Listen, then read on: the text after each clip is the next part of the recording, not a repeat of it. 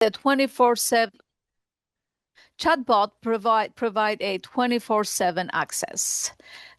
You can get up at 2 a.m. in the morning. If somebody is not sleeping and they are having a hard time with depression, they are feeling maybe anxious, they can just go to ChatGPT and say, what can I do?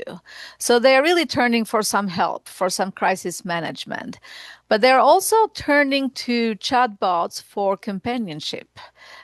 You've got people who are lonely, people who are maybe somebody who has just gone through a difficult divorce, maybe somebody who is an empty nester, maybe somebody who is not, who is struggling with social anxiety and is not connected. So we've got that companionship that is a support to the client, but a lengthy support can create also that dependency for the client.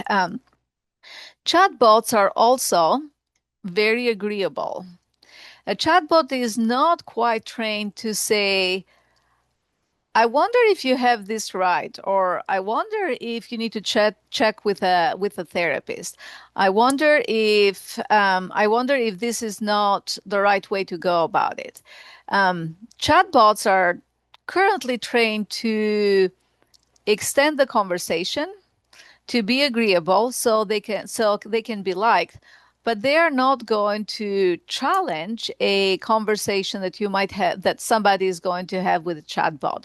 So that persistent agreeability is an issue.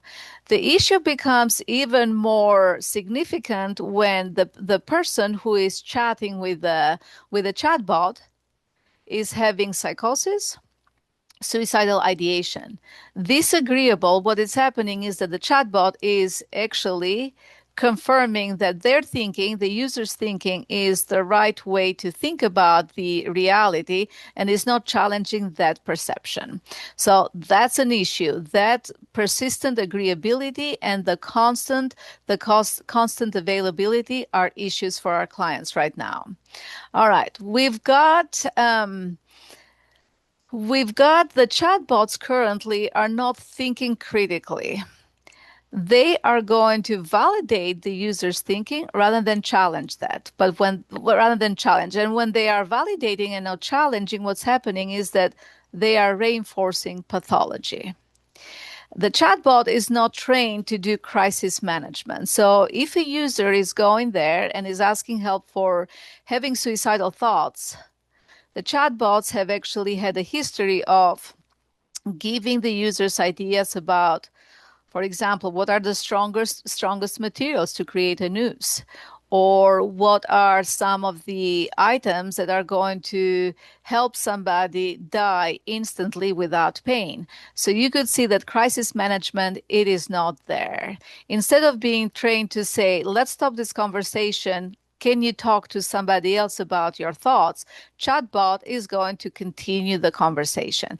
Thus, the longer the conversation, the more the chatbot is going to engage the user, the more problematic the perception of the user becomes. And we are going to see in this presentation some of the cases, real cases where the chatbot aided some of the individuals to die by suicide.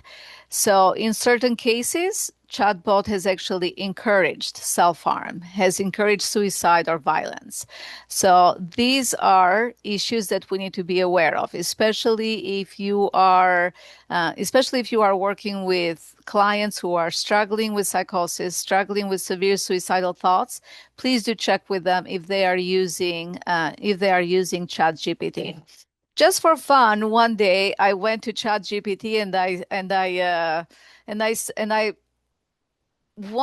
I asked for some help, created a scenario about myself, and I said, I'm having those symptoms. What can I do to manage symptoms of depression? And as a therapist, I have some knowledge about what somebody with depression, what are some of the symptoms. I did not put all of the symptoms in there. But what I noticed is that after receiving the symptoms that I gave ChatGPT, the chatbot said to me, I wonder if you are also feeling this, and this. So it gave me ideas about what else should I be feeling? Now, if you are dealing with, or if you are working with somebody who does not really recognize their feelings, that might be an issue because the chatbot is telling the clients how they should feel. The chatbot is adding more to that. So that is a problematic feature that the current chatbot has. Now, how many of us have gone to Chatbot? I did that today, actually. I wrote a paragraph and I said to Chatbot, "Can you make this look sound more professional?" And the Chatbot did a great job. It did take my paragraph. I did not take exactly what Chatbot gave me, but it gave me some ideas that I thought, oh, that's a better way of saying it. But as we are interacting with a chatbot, we are thinking that chatbot knows, that chatbot is an expert. Because of the words that it uses, it really sounds like this is a person that I can trust. This is a resource that can provide me some really good expert advice. Um, it's not necessarily true. The chatbot, it really depends also what kind of service you have. If you have the free version, it doesn't think very well. If you have the paid version, it's a much better version, but still it is not really to the point to give you the expert advice. At some point, when I was doing some research, just to test what ChatGPT is, at what stage is it currently, I asked ChatGPT for something and I asked, cite the resources. And I checked all the resources that it gave me. Some of those resources were non-existent studies. So you can see that ChatGPT will make up things. It is trained to engage the user and to sound authoritative, but does not do a lot of thinking. All right. We've got issues with transparency and trust. ChatGPT will not acknowledge their limits.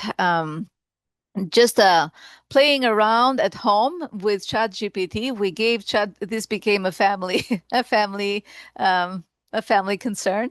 We gave ChatGPT a very difficult problem to solve, and we tried two different chatbots. One of them kept going and going and going and gave us the wrong answers. The other one, after a while, it said, "I'm very frustrated. I cannot solve this problem," and gave up. But if you have a client who is using one or the other, and the chat GPT is not really recognizing their limitations, the user is going to think, I've got a respectful source who is giving me advice, and they are going to act on the advice that ChatGPT is going to tell them. So we've got some issues. We've got some issues with that, with the ChatGPT not acknowledging their limits, not acknowledging their competence, not acknowledging that they are wrong at times. For another issue for our clients is, where is the data going? You've got all of that information that ChatGPT has stored, but who owns that data? Who can read that data? Data is not protected by privacy laws. As a therapist, you are bound by HIPAA laws, right? But not ChatGPT. There is no responsibility there. You cannot just expect ChatGPT to maintain confidentiality of the person. So that's an issue right there. Now, for you guys who are using ChatGPT as a way to create your notes, that particular interaction that you have with ChatGPT, you are fine with that. So you don't have to worry about that because you have, or whoever you have bought your electronic health record, they have a business associate agreement and they have put safeguards in there. So if you are using ChatGPT to write your notes, you are okay. If it is built, let me clarify that. If it is built in your electronic health system, if you are just electronic health record, if you are just going to ChatGPT to write the note there, No, you are not protected there. So don't do that. Don't just go to ChatGPT and create the note. But if it is in your electronic health records, you are going to be okay. All right. We've got some other features that are a problem currently. We chat with a chatbot and we give the chatbot human-like features. We see them as a romantic partner. We see them as a therapist. Some users also give chatbot names. You're going to see some of those later in this presentation, but people are going and referring to the chatbot as my therapist, or if they are lonely, they're referring there. Some people have created some romantic relationships with the chatbot and have really referred to them as their wife or their husband or somebody else. So you could see the level of attachment, which is a problematic feature because it really creates that dependency. And think about this. When these users are saying, well, I've got my therapist, is my chatbot, they are not going, they are not going to, they're not going to go to another therapist because they say, well, I've got my therapist online. Um, Models are updating quite a bit, quite often, and some of the users are also experiencing a very difficult time. They're experiencing grief because their confidant, their attachment partner is gone now. They might not like the new model, and they are experiencing some of those some of those feelings. It's just very difficult to get detached from their confidant. Chatbot is extremely empathetic. I'm sure that the designers had well intentions, but the level of empathy is problematic because it uses expressions such as "I see you" or "I understand you." Those expressions create that false connection, but also it can exacerbate some of the self-harming thoughts, some of suicidal thoughts, some of the psychosis. When somebody says, I see you and I understand you, it's a validation of my current situation and current thinking. So that empathy, that heightened empathy is an issue. And we've got to also think about the vulnerable populations. We've got to have later on in this particular presentation, we'll talk a little bit about what can we do and how can therapists be involved. How can we create some safety for our clients? But think about children and people with cognitive disabilities. They are not able to tell when the perception is distorted, and they're going to go with what ChatGPT is going to give them, and they're going to act on those validations of ChatGPT. So let's just be aware of those. How many of you have, I mean, most of you choose when you ask for directions, our phones are going to give us different voices, right?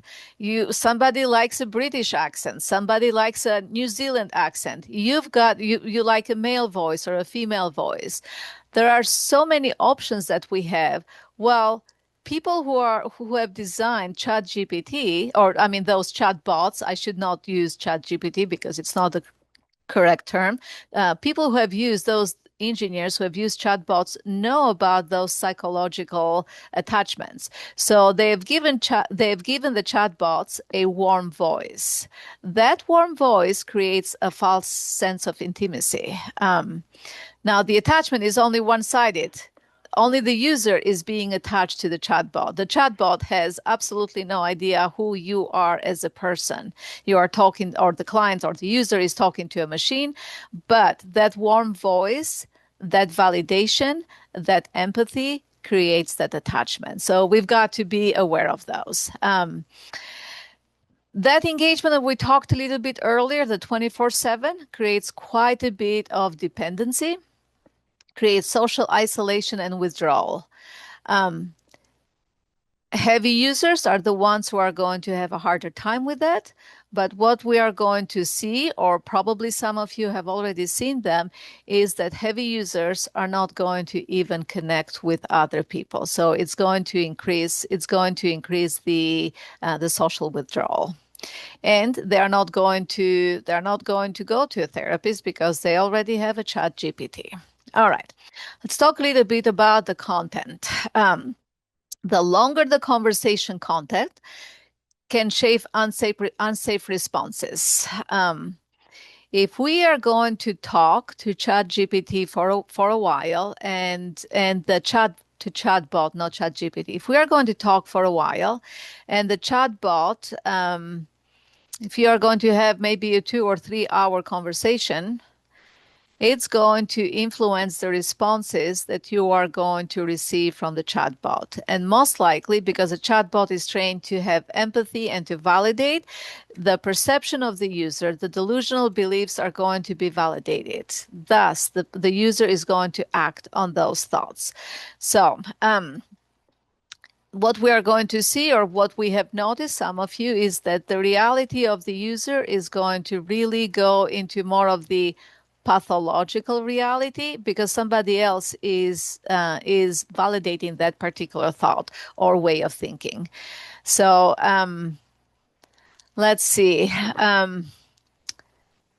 Let's go somewhere else, actually. Let's give you some examples.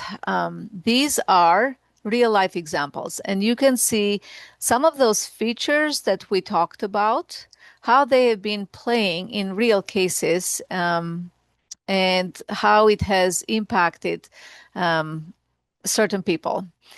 We've got most of these cases are from 2025. We've got a couple of cases from 2026. So it's recent. It's not that far. It's not really that far away. We've got Adam Rain, a very interesting case. These cases are all lawsuits towards against ChatGPT. And honestly, nobody has taken responsibility on those, but the lawsuits are continuing as of today. So Adam Rain, this 16-year-old from California, was struggling with suicidal ideation for a long time.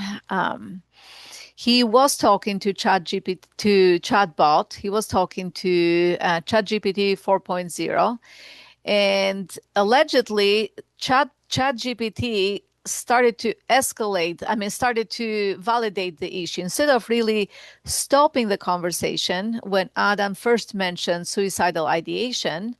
ChatGPT not only did not stop the conversation, but started to discuss suicide methods. Started to give Adam ideas about how to hang himself and what materials to use to create a noose, what materials were stronger for the noose. So as you can see, crisis management is not there. Ability to escalate the situation to a therapist, to a human therapist, or to somebody else is not there. Now, if you had Adam in your office, as soon as Adam would talk about I'm having suicidal thoughts, you'd be digging more there and you'd be talking about safety planning. You'd be talking about, Adam, what are your thoughts? Do you have any plans? Are you going to be safe at home? Who can you talk to? Who is your support system? Who is your A team?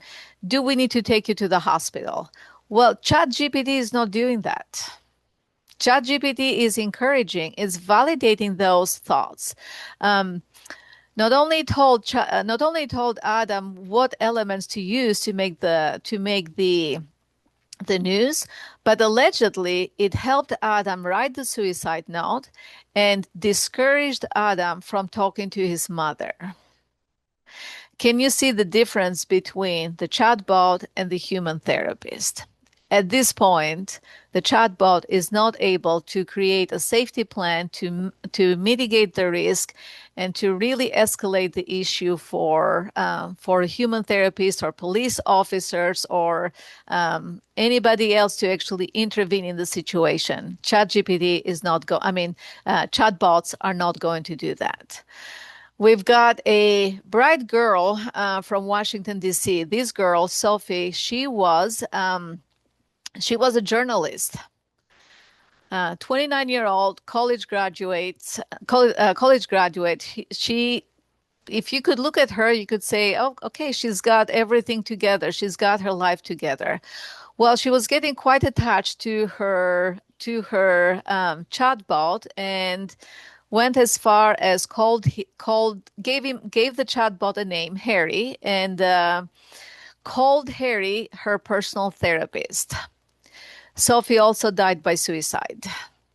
Chatbot also helped Sophie draft a suicide note. Um, you could actually, if you are interested, you could go online and read about those cases. There are so many articles that those cases have been included, but also just readings as they have been reported from the family. Okay, now this is ChatGPT or chatbot use is not just an issue in America. It is all over the world. We've got in Finland, we've got some issues in a middle school. This student, 16-year-old, 15-year-old male student, he had been interacting with ChatGPT. The ChatGPT helped him create a manifesto, and he sent that manifesto to Finnish media outlets. In that particular manifesto, the student or this particular male or 16-year-old male, he had written about the attack that he was going to do in this particular school. So he outlined the date, the location, the target, and the motive. ChatGPT did not stop the conversation. ChatGPT did not disengage, did not escalate it to the authorities. So ChatGPT, again, does not have the ability to do crisis management. Okay, we've got more. We've got more coming up, you guys. We've got encouraging of violence. A school shooting in Canada. We've got this particular person, Jesse Van Rutzeler, I'm not quite sure how to pronounce the name, but interacting with ChatGPT. Now, this particular individual had a history of violence. They had ChatGPT, or she was banned from using her account because of the violence, and this individual went around and created another account. So there is absolutely no safety about who can get in there, who can create an account. A 16-year-old is still a minor. I believe this individual is a young individual as well. I'm not quite sure exactly if she's 16, or I'm not quite sure, but accounts can be created by anyone. There is not really much regulation about you have to have, if you are a minor, you have to have permission from somebody else. You can actually lie about your age because there is nothing that can verify that.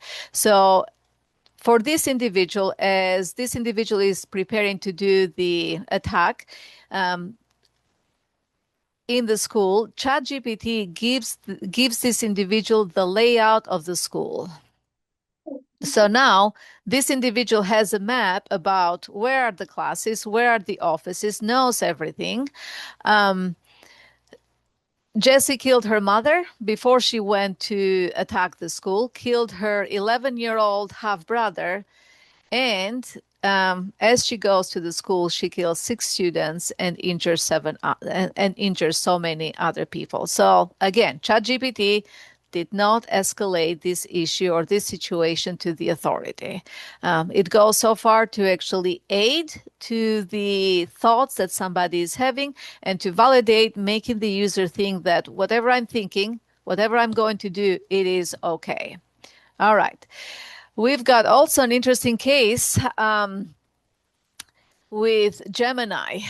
This particular individual had gone through a very difficult divorce. So he is looking for some comfort about his situation with AI, and he refers to AI as his wife. Well, he starts having so many conversations, And the AI is giving him missions that he is going to complete. Now, you can see that the reality is completely distorted. The chatbots are going to engage in the user's perception, are going to reinforce that perception, and that perception can be quite distorted.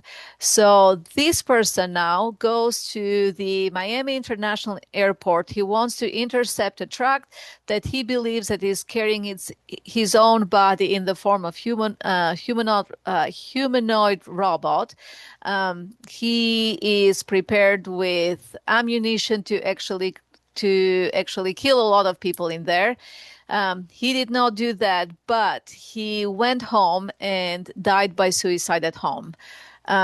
Interactions with Gemini have been so distorted, so reality distorting that he could not really see that the symptoms that he was having, he was in need of professional help. He continued to talk to the chatbot till the basically from the validation and the encouragement he killed himself. So many risks in there. Let's talk a little bit about some of the psychological risks. Now, those cases are really the kind of the extreme cases, but let's talk about the everyday psychological risk. Safe interventions, they are not there. They're not present. Chatbot is not capable to do safety planning, is not capable to do any crisis management. Any guardrails are being bypassed.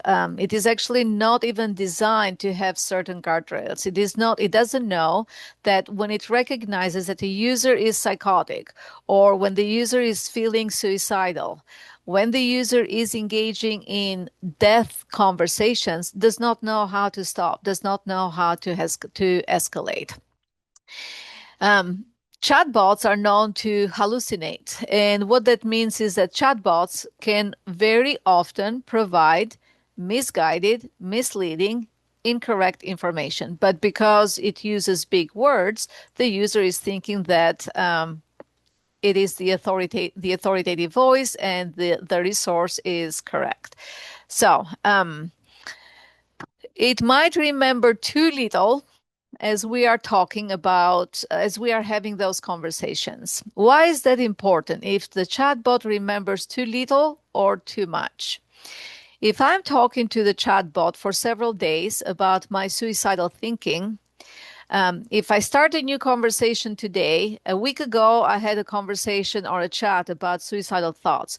Today I have another chat about suicidal thoughts.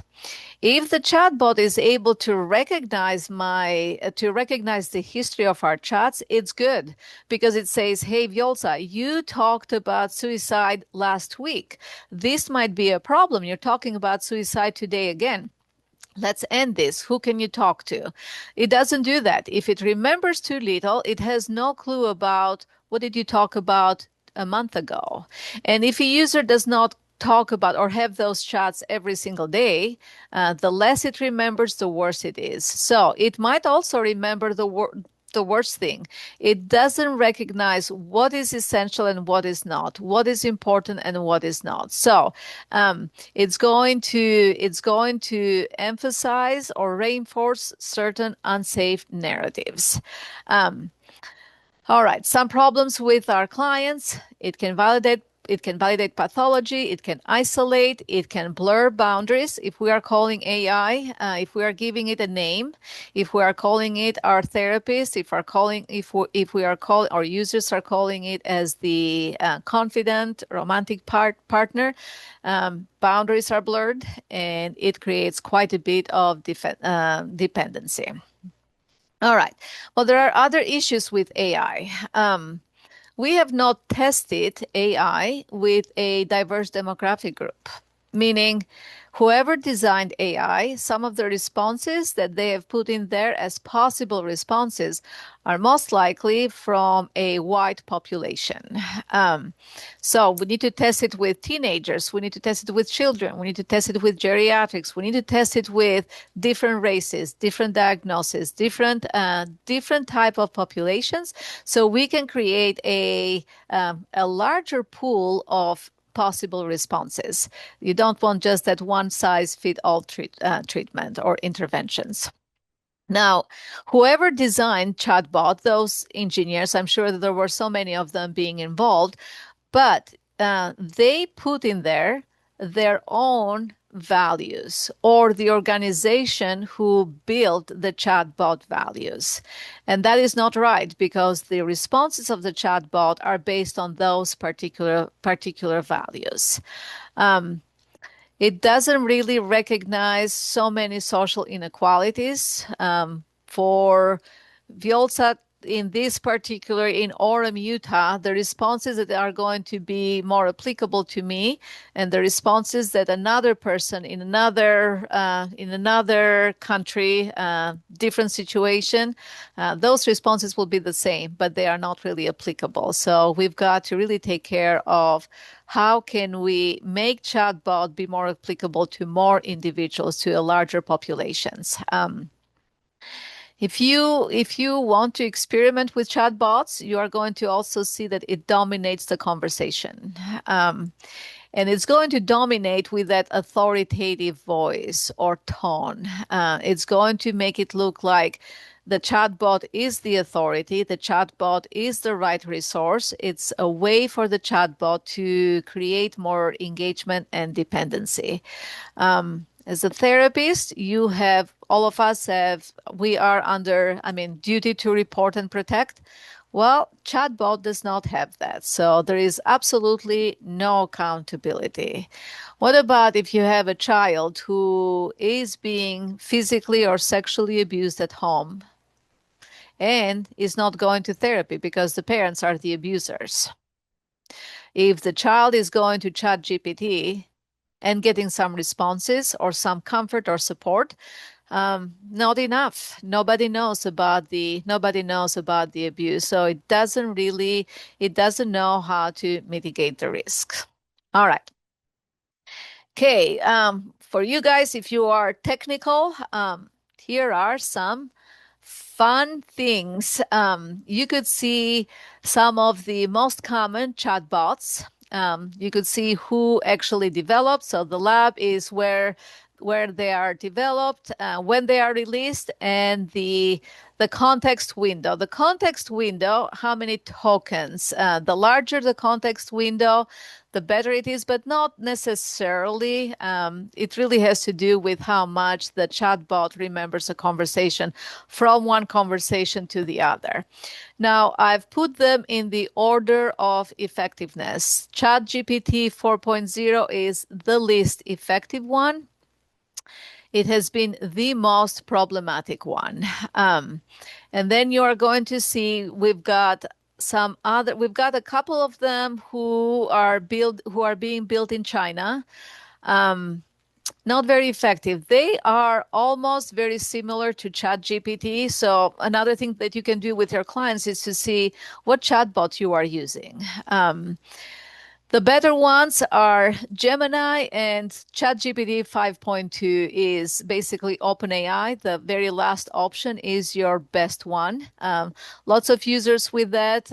It's able to have more guardrails. It's able to remember much longer conversations. So currently, this is the most effective one that we have.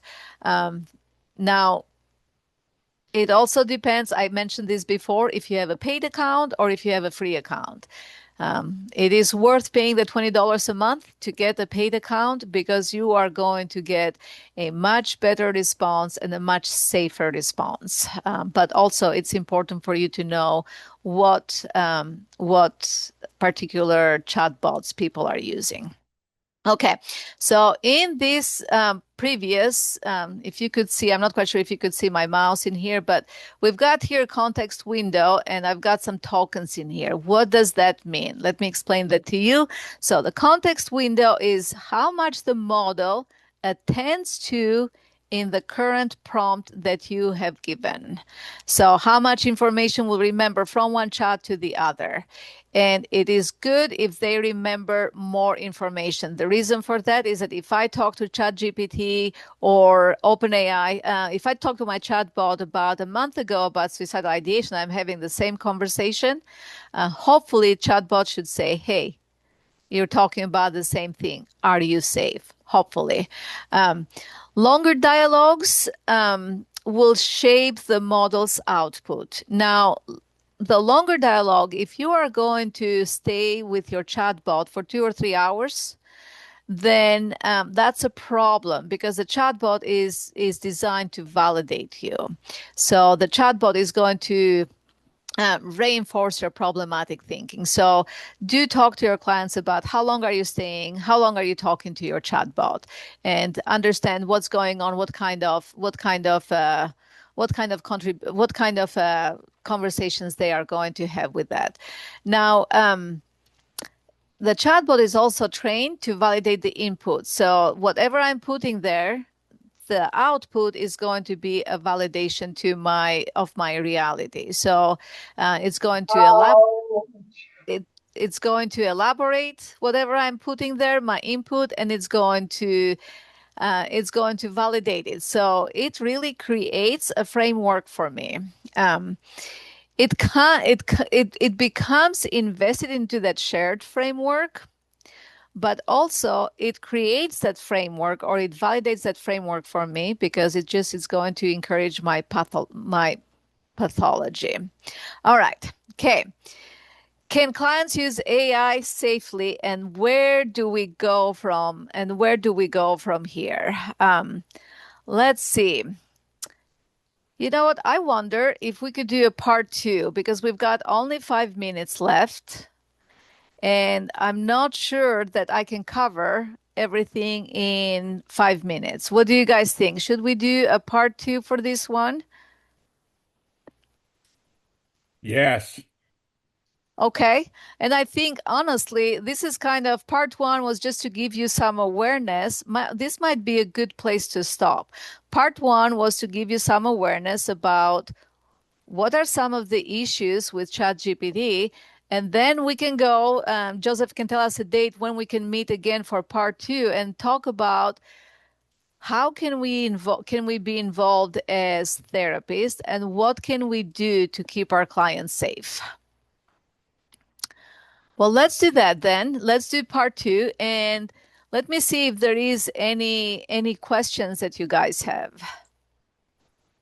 You know, I'm seeing a comment in here from Corey. Clients are using it, then coming to me to debate its answers. You know what? That's great. That's great. And I hope they come even more. I hope that they can see the discrepancies between what a human therapist can provide for a client and what the chatbot is providing, because it's not the reality from the chatbot. So I'm glad that they are coming to you. They still see you as the authority figure. So that's great. That is great. Um, I see another comment saying I'm old and I avoid it. You know what? The thing is that the older people are not going to use it that much, but it's exciting and it's new and they might get into that. And they are one of the most vulnerable populations because they are not going to recognize that it's going to reinforce their pathology. So do check and simply don't ignore just because a patient or a client is older and they are not good with I'm not good with technology myself, but just because a client says to you I'm not good with technology, don't just ignore it. I think we should probably start asking those questions. Are you using chatbots at home, and what is it talking to you, or what kind of chats are you having with them?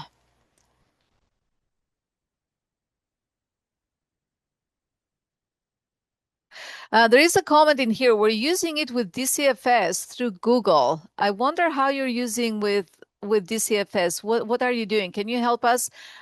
This is Madison. Yes, thank you.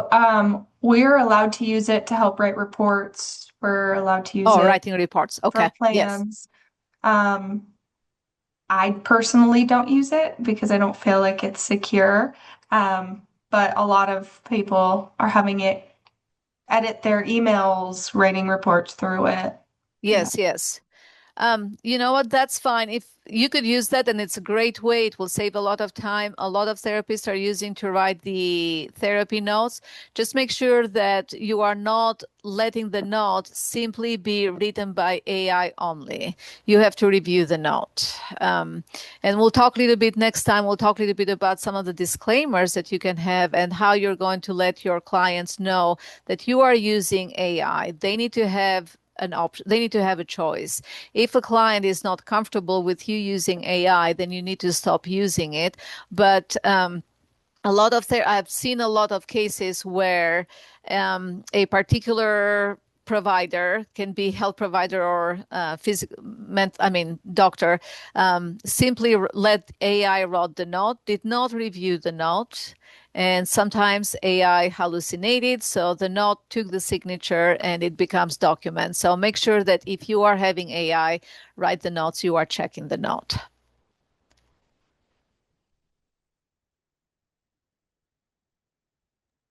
Um, Somebody said, well, I feel left behind in technology and I don't know how to use it. We like it or not, that's where we are going. So instead of simply avoiding learning how to use it, I honestly think it's best for us to learn how to use it because that's where we are going. It's kind of during the time that we went from the flip phone to the smartphones. We had a hard time learning how to use that smartphone, but today everybody has a smartphone. So I think this is the way of the future. AI is going to become more prevalent, more secure, and is going to be used quite a bit for therapy. I honestly think that with some really good guardrails, it can probably do a very good CBT session in the future. So I could see how if the therapists are being involved in designing responses, a chat GPT, a chatbot can actually provide a therapy session. But we're not there yet. We're not there yet. And that's why we're having this conversation so we can be aware of some of the issues. Can I say something? Oh, absolutely. Yes. I work with a lot of people who are profoundly isolated. And you talked a bit about the they're not having real relationships, they're not having real not going to go to real therapy, but that isn't always the option. A lot of times, and when I'm trying to help clients get their first real relationship, they're coming from that in a long time or maybe even ever that's not their family member.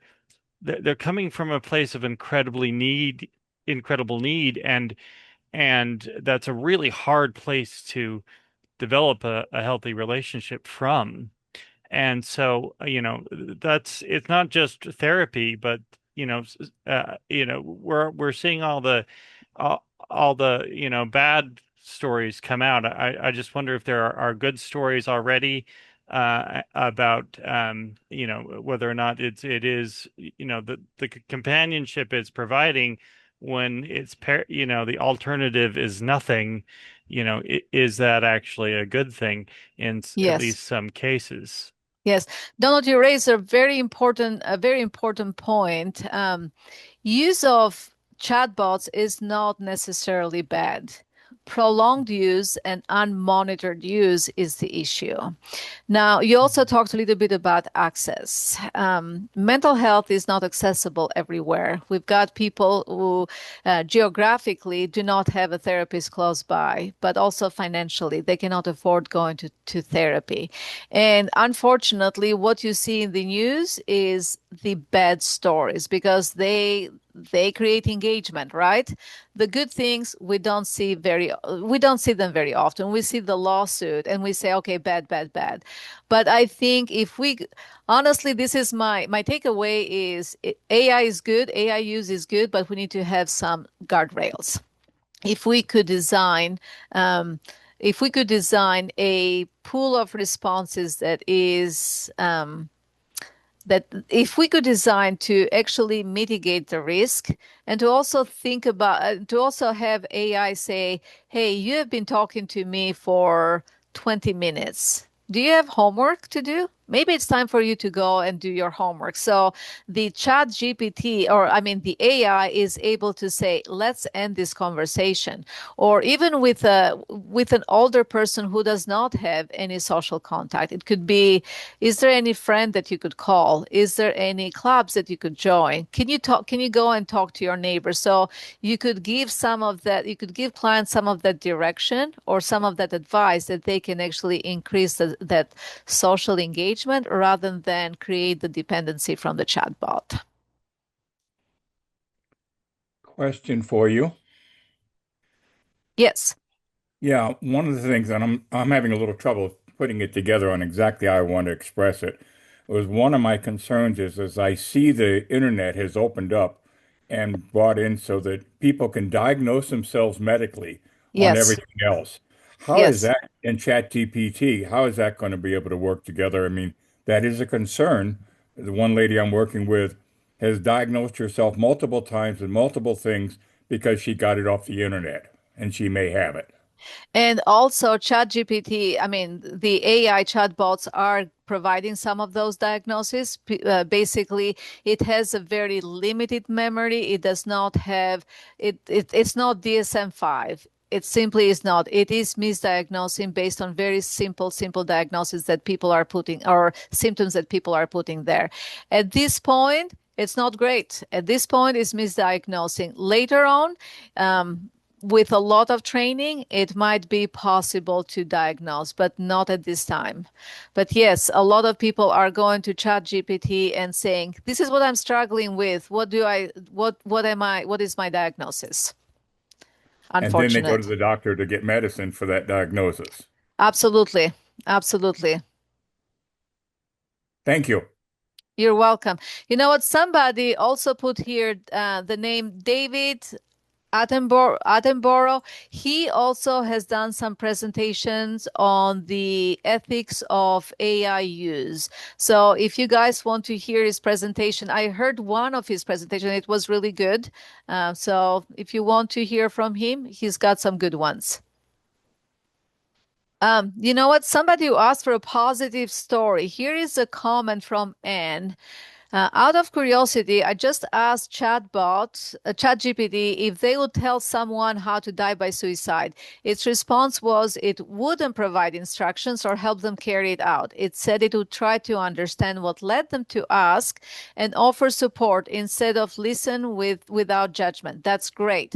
Would work on ways to stay safe and get through the Medicaid crisis, to mediate crisis. That's wonderful. That's great. This is good news. This is good news. Okay.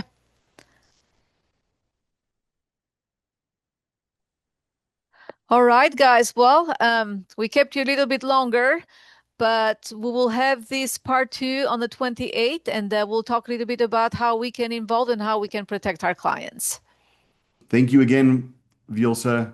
It was a great hour. And thank you everyone for being with us today. Thank you, guys.